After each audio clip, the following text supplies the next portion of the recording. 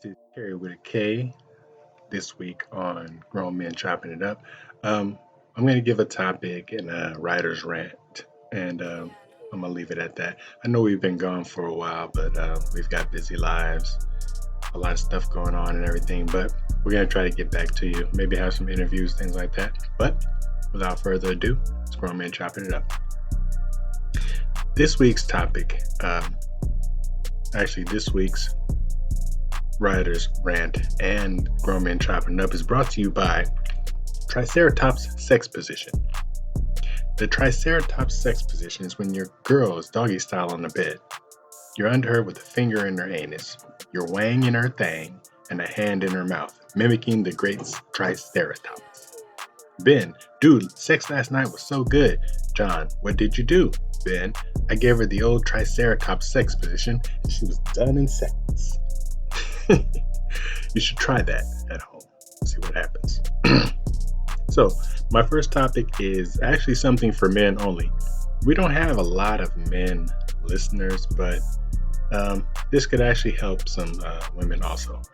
Now, the first topic is how to become the world's greatest lover. I guarantee if you follow these 8 steps, you'll be widely accomplished as a lover and able to give your woman the most mind-blowing, sheet-gripping, ear-splitting, window-rattling, multi-climatic experiences of her life every time after time. Time after time. So anyway, here goes. Number 1 is be trustworthy. Now, women open themselves up physically to a man they trust emotionally. If you lie, cheat, rage, or you're insecure about your worth as a man or a lover, she can sense it and will never fully open herself up to you. That means you got to have confidence in yourself. You have to exude confidence. You can't be fumbling around and shit like that. It's like if you're about to get freaky with her, right? And you reach back and you want to undo her bra. Here's the thing. You have to undo her bra fast, because as you know as well as I do, women change their mind. Women change their mind often, so you got to get that bra unsnapped. So if you want to practice on some bras that you see at Victoria's Secret, some shit like that, practice that shit with one hand, because if you don't do it fast, she will get frustrated and give up, be like, nigga, get out of here. So anyway, beyond being a good human being, a decent father, and a nice guy, you must know who you are and live with the conviction of your purpose, both in your work and with your woman. This is the key to a woman trusting you with her body. She has to know she's in good hands. So, use your hands good. Number 2, listen. If she doesn't believe you care about her outside of the bedroom, she'll never trust you with the secrets of her erotic pleasures inside the bedroom. How you respond to things she tells you about her concerns about work, her friends, the kids, and her family will determine how secure she feels to scream out in ecstasy. Like she has to feel like you're not going to laugh at her if she neighs like a horse, like you can't laugh at her then. Maybe bring it up later and have a good little laugh, like, I had you going. And when she tells you about her work, you have to, even if you're not interested, you have to seem like you're interested. You have to remember what's said and do those things like, oh, for real? Yeah, you may have to repeat back a thing or two just to prove you were listening, but keep the eye contact going. If you don't have the time or the interest to understand her mind, it will remain closed to you. This is the key to sharing her erotic desires. Number 3, hold her like you're a man. Stand in the fire of her heat and prove that among all men, you're her man. Take it until she is cooled. Don't cower, don't run, and don't shout her down. Hold her in a way that her fiercest emotions are absorbed by the depth of your love. That was poetic, damn it. Embrace her chill. Wrap her into yourself until her fear and insecurities are erased by the warmth of your unconditional love. Be the one who she can count on to accept and embrace her no matter how she's feeling, and reassure her you'll be okay with her through to the other side. Sometimes you don't have to say anything. You may just have to hold her, and that is okay. Hold her. This is the key to opening the depth of her soul. Number 4, thank her. For everything she does that wouldn't happen if you were alone. Thank her. Nothing is owed to you, so take nothing for granted. A relationship isn't about scorekeeping. Great lovers see relationships as 100 and 100, not 50-50. Thank her with your words, the occasional gift, your touch, and most of all with your eyes. She reads the depths of your love through the windows in your eyes. So if you lie through your eyes, she's going to be able to tell.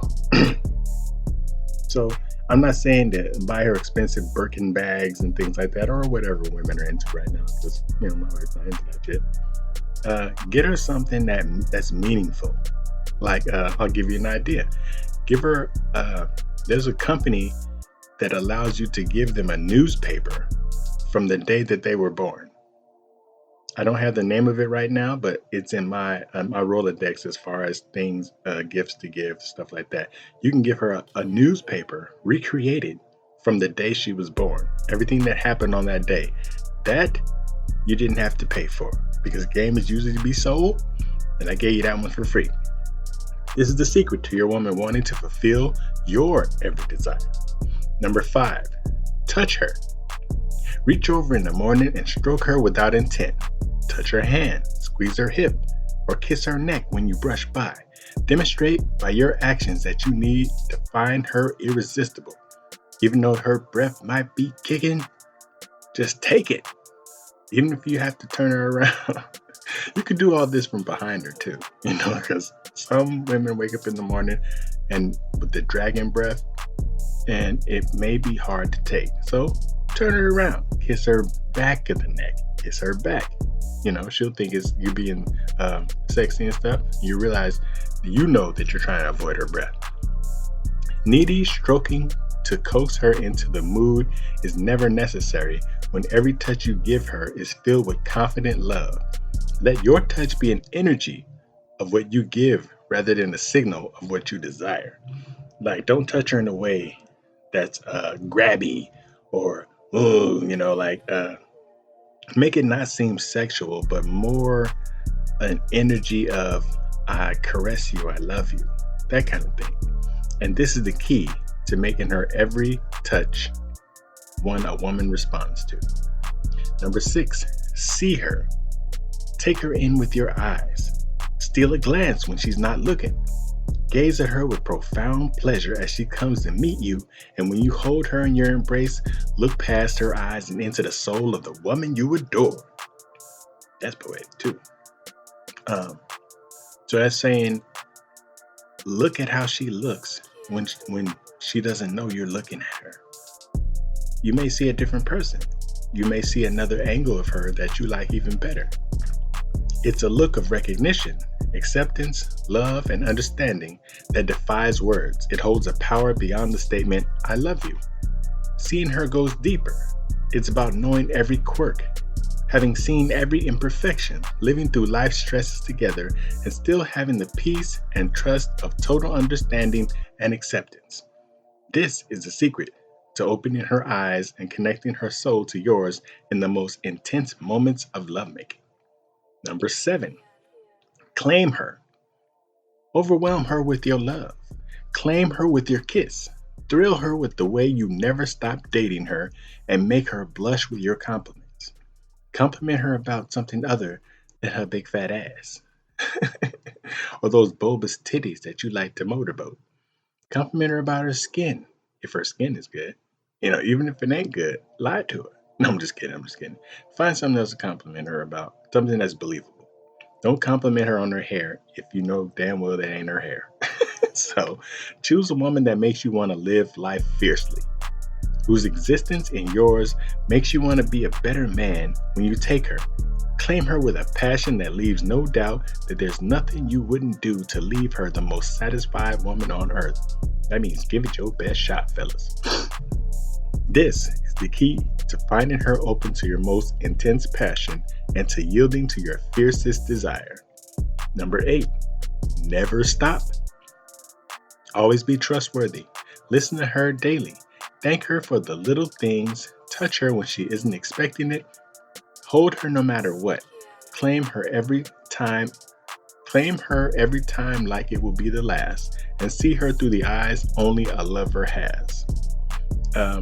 Say what you mean, do what you say you're going to do, and do those little things that guy that's actually after her is trying to do. He's going to call her and be like, I'm not saying he'll call her. If this is a dude that has any contact with her, he might text her and be like, hey, how was your day? Hey, good morning. Hey, good afternoon. You got to beat this guy to the punch. But if she is your woman, she's not going to give him more attention than she's giving you.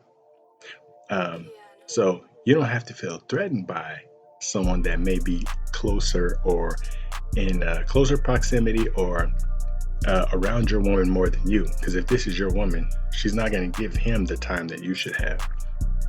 As a lover, you don't stop until you have shown her over and over that you will never have the full of her, and there could not possibly be a man so adoring or consumed with passion for what she offers you. This is how you discover a woman whose desire exceeds your own, whose appetite is never quenched, and who is convinced that her man is the greatest lover on earth. Those are the 8 things, gentlemen. Pay attention. Just take that in, listen to it again if you have to, but get that in you so you'll know what you're doing out there. Because women can sometimes be very tricky. Anyhow, my writer's rant of the day. Recently, Sesame Street writer came out and said, Bert and Ernie are gay. Now, I'm going to read an article. Someone spoke to Frank Oz, who's the actual creator and the voice of dozens of Muppets. So Frank Oz is the voice of dozens of Muppets and Muppets as one of Jim Henson's early collaborators. He's lending his voice to the debate over whether or not Sesame Street characters Bert and Ernie are gay. He said, I created Bert. I know what and who he is, Oz wrote, squashing the idea that Bert and Ernie were a couple. The decades-old discussion over Bert and Ernie's relationship status raged on Twitter after former Sesame Street writer Mark Saltzman told a blog called Queerty he wrote the duo as a couple, based on his own real-world relationship with film editor Arnold Glassman. It seems Mr. Mark Saltzman was asked if Bert and Ernie are gay. It's fine that he feels they are. They're not, of course, Oz wrote in a tweet. But why that question? Does it really matter? Why the need to define people as only gay? There's much more to a human being than just straightness or gayness. Oz continued to go back and forth with people, responding to his tweet who asked why the colorful puppets couldn't be gay. When a character is created to be queer, it is indeed important that the character be known as such. It is also important when a character who was not created to be queer be accepted as such, Oz wrote. A statement from the Sesame Workshop, which produces Sesame Street, initially said that the pair had no sexual orientation and that they were simply best friends. That statement mirrored a 7-year-old statement issued after a petition to have Bert and Ernie marry on the show earned nearly 11,000 signatures. But on Tuesday night, Sesame Workshop updated their statement to say that the show has always promoted inclusion. Sesame Street has always stood for inclusion and acceptance. It's a place where people of all cultures and backgrounds are welcome. Bert and Ernie were created to be best friends and to teach young people that people can get along with those who are very different from themselves, the workshop said in a statement emailed to NBC News. Oz continued to take to Twitter, telling followers he couldn't call Bert and Ernie gay because in his mind it wasn't honest. When asked why he felt the need to identify the puppets as not gay, Oz replied, the same need I would feel if Bert were identified as a linebacker for the Colts. It's not honest. He also wrote he was happy that people, regardless of their sexual orientation, were able to see themselves in the colorful characters. What matters is that if people see positive views of themselves and others in Bert and Ernie, Oz wrote. Eventually, Oz decided to bow out of the Twitter debate, thanking his followers for engaging in the discussion with him. Been tweeting way too long, but it was good, and I learned something profound. Thanks for those who tweeted with me. Next time, I'll be very interested to know if Bert and Ernie were indeed gay. Would they be different than they are now? And that's the last thing Oz wrote. Now, my thing is, it shouldn't matter if Bert and Ernie were gay. Whether they are or not makes no difference to anybody. I'm 40 something. I grew up on Bert and Ernie. I wasn't thinking about if they had any sexual orientation because they're children's puppets. They're reaching children. The children at that age is my belief only. Children at that age, I didn't have a sexual proclivity when I was 6 or 7. 5 or 6, 6 or 7. I'm not thinking about that. I'm learning how to tie my shoe from Bert and Ernie. I'm learning how to treat my friends. You know what I'm saying? They had lots of lessons that I learned on Sesame Street and Electric Company. It shouldn't matter if they were gay or straight. Why even have the debate? It doesn't change them either way. So I think it's a good discussion to have. I'm not against them being gay if they are, and I'm not against them being straight if they are. My sentiment is just that they are two people who taught me how to tie my shoe. Their sexual orientation makes me no difference. And the creator said they weren't, so he created them, they aren't. But it doesn't matter. They reached gay, and they reached people who turned out to be gay and who turned out to be straight, and all the other orientations that people have invented. It doesn't matter. They reached people, and that's what I think their whole thing was, to reach people.